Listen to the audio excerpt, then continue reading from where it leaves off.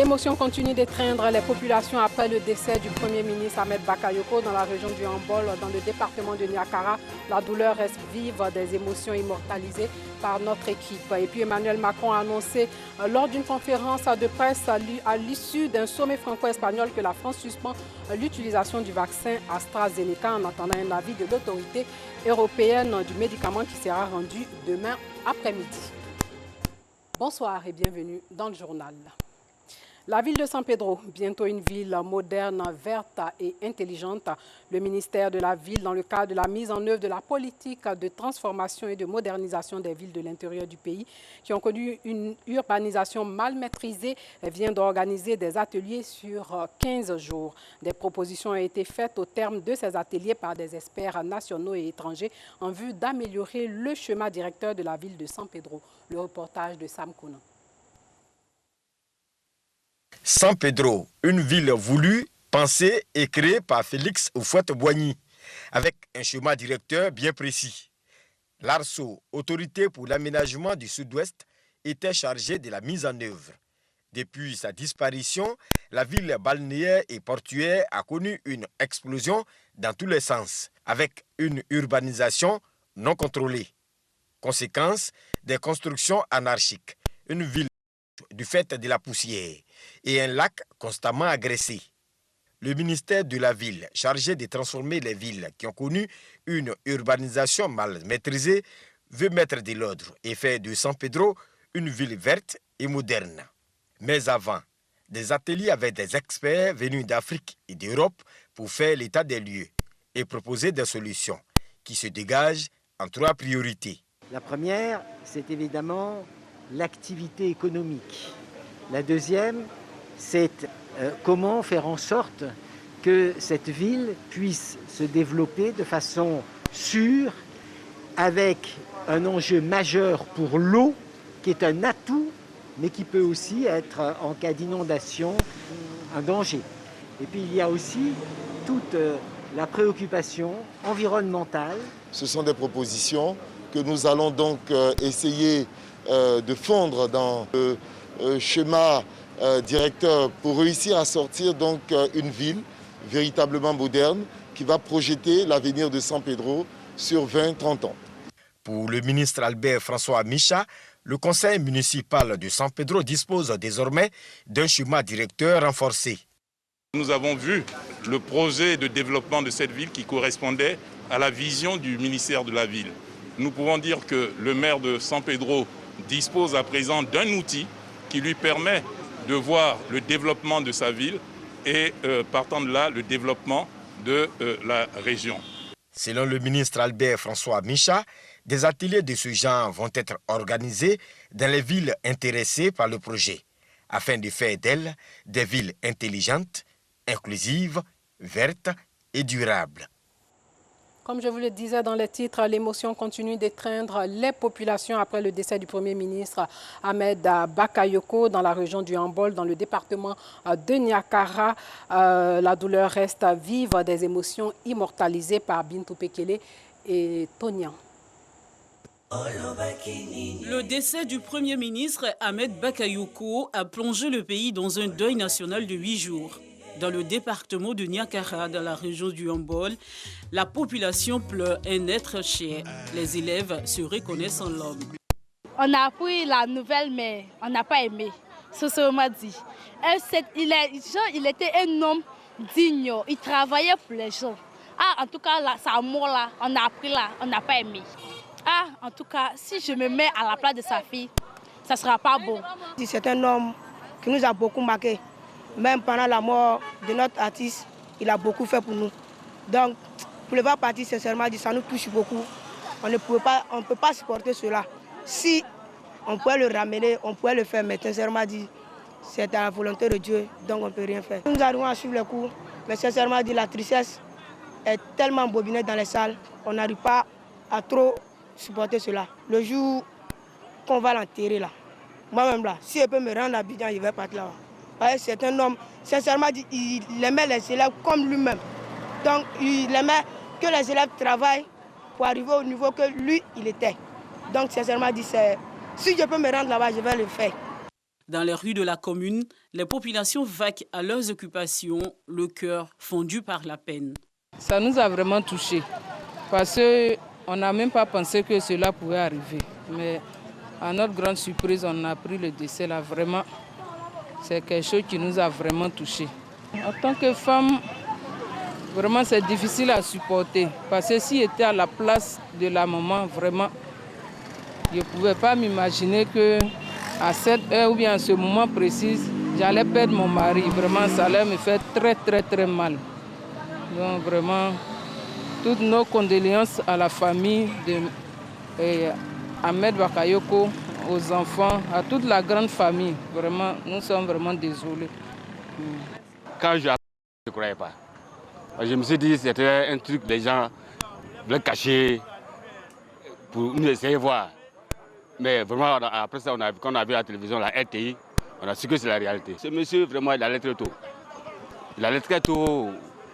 Un monsieur qui aimait la jeunesse comme nous, qui aimait tout le monde, qui participait, il se mettait dans la peau de tout le monde. Vous voyez, quand tu le vois avec les enfants, tu le vois enfant. Quand tu le vois à la jeunesse, tu le vois jeune. Quand tu le vois avec comme on appelle dans les boss, tu le vois boss. Donc vraiment, il était dans la peau de tout le monde. Une douleur qui secoue également le monde politique. Le maire de la commune de Niakara, Pierre Koné, et celui de la commune de Tortilla, Blaise Koulibaly, déplorent le départ brusque d'un modèle. Le 12 février, j'étais à Abidjan. Je lui ai déposé un courrier pour lui retracer les difficultés que nous vivions ici. Et j'avais espoir que cela puisse répondre parce que c'était un homme de vigueur, un homme pragmatique qui répondait aux besoins des populations. Voilà. Mais malheureusement, là, ce décès est venu tout compromettre. Très déçus nous sommes. Je ne sais pas s'il y a un mot plus fort là-dessus. Sinon, vraiment, nous sommes abattus. Nous sommes abattus. Toute la commune de Niakara est en pleurs aujourd'hui. Nous devons tous prier. Nous devons tous nous relever et continuer de prier pour que la paix revienne. Parce que des morts en cascade, je ne sais pas, peut-être qu'à qui le prochain tour, que Dieu nous évite cela. C'était un vrai pionnier dans plusieurs domaines. En politique, c'était un dinosaure.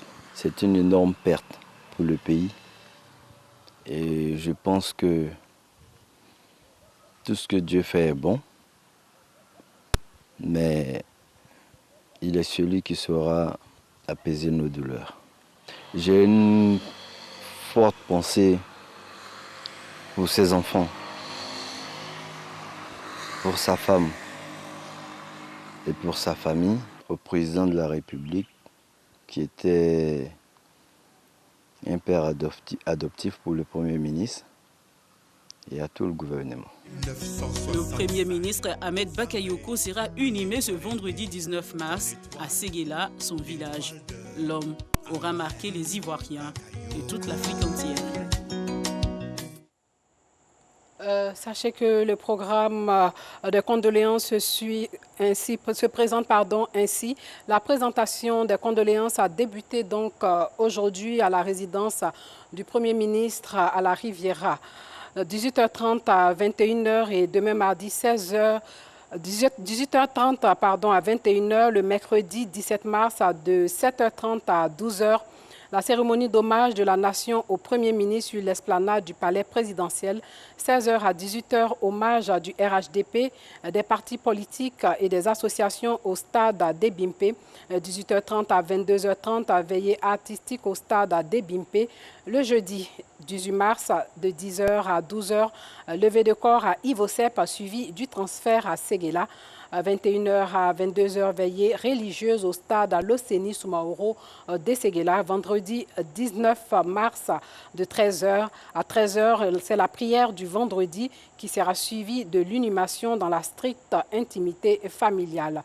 Et le dimanche 21 mars à 9h, la cérémonie du 7e jour à la mosquée Falikou Diaby à Abobo. La Jeune Chambre internationale Abidjan forme une vingtaine de ses membres sur la gestion des effectifs et performances, ce qui va leur permettre de booster le rendement de leurs entreprises et d'améliorer les actions de la JCI. Le reportage de Alassane Drabo. Avant l'entame de la formation, Bakoro Diarasouba, épouse Kallo, soumet les participants à un exercice appelé le brise-glace. Objectif, connaître les attentes des participants. À la fin de cette formation, c'est de pouvoir gérer un groupe qui lui sera confié. Plus d'une vingtaine de membres de la Jeune Chambre internationale Abidjan-Ivoire réunis dans cette salle pour une formation sur la gestion des effectifs et la performance. L'intérêt, c'est de pouvoir montrer à nos jeunes frères que l'investissement le plus durable dans une vie, c'est celui de capitaliser ses potentialités pour les transformer en force véritable. Donc pour cela, il faut qu'on comprenne que, quel que soit le type d'entreprise dans laquelle on est engagé, on ne fera pas l'économie de la qualité des ressources humaines. Nous sommes à la deuxième formation publique et cette formation-là a pour objectif aussi, sinon pour vision, de renforcer les aptitudes, les capacités techniques et opérationnelles de nos différents membres pour que ceux-là soient encore plus aguerris dans nos différentes actions au sein de la Jeune Chambre, également dans les activités professionnelles. Pour les participants, cette formation arrive à point nommé. Cette formation est très enrichissante pour moi qui suis gérante d'une entreprise. Et je suis vraiment heureuse d'être participante de cette formation. Il y a des valeurs que je recherche pour gérer mon entreprise et développer mes capacités. Ce fut là une très belle formation, très riche en connaissances. Et c'est une formation qui nous a permis de nous initier, sinon d'approfondir nos connaissances en matière de gestion d'effectifs et d'atteinte de la performance. La Jeune Chambre internationale entend devenir le principal réseau mondial de jeunes citoyens actifs. Sa mission est d'offrir des opportunités de développement aux jeunes en leur donnant la capacité de créer des changements positifs. Hors de chez nous, plus de 180 000 volailles ont été détruites au Niger où des cas de grippe aviaire ont été déclarés depuis février. Les autorités soupçonnant une contagion venue du Nigeria voisin. Et puis Emmanuel Macron a annoncé aujourd'hui lors d'une conférence de presse à l'issue d'un sommet franco-espagnol que la France suspend l'utilisation du vaccin AstraZeneca en attendant un avis de l'autorité européenne du médicament qui sera rendu demain après-midi. Écoutons le président français. L'autorité européenne, l'EMA, rendra demain après-midi un avis sur le recours à ce vaccin. Et donc sur la recommandation du ministre des Solidarités et de la Santé en lien avec les autorités sanitaires françaises, puisque ce sont des questions sanitaires et doivent être éclairées par ces autorités indépendantes. La décision qui a été prise, en conformité aussi avec notre politique européenne, c'est de suspendre par précaution la vaccination avec AstraZeneca en espérant la reprendre vite si l'avis de l'EMA le permet. Dans le même temps, l'Organisation mondiale de la santé va réunir demain son groupe d'experts sur la vaccination pour étudier la sécurité du vaccin AstraZeneca. Le groupe consultatif d'experts de l'OMS sur la vaccination a examiné les données et est en contact avec l'Agence européenne des médicaments. Selon Tedros Adhanom, une douzaine de pays ont suspendu par précaution l'utilisation du vaccin AstraZeneca malgré des campagnes de vaccination possibles après le signalement d'effets secondaires possibles, mais sans lien avéré à ce stade. Et pour finir, sachez que Michel Platini se retrouve à nouveau face à la justice suisse aujourd'hui pour l'affaire du paiement suspect de 2 millions de francs suisses par la FIFA en 2011. Cette audition sera la dernière puisqu'il sera ensuite mis hors de cause ou renvoyé devant un tribunal pour y être jugé. Il sera ensuite entendu mercredi dans l'enquête visant Gianni Infantino. Le numéro 10 légendaire des Bleus est soupçonné d'escroquerie, gestion déloyale, abus de confiance et faux dans les titres des accusations élargies en novembre et passible de 5 ans de prison qu'il a toujours nié. Voilà, c'est tout pour ce soir. Merci de nous avoir suivis et portez-vous bien.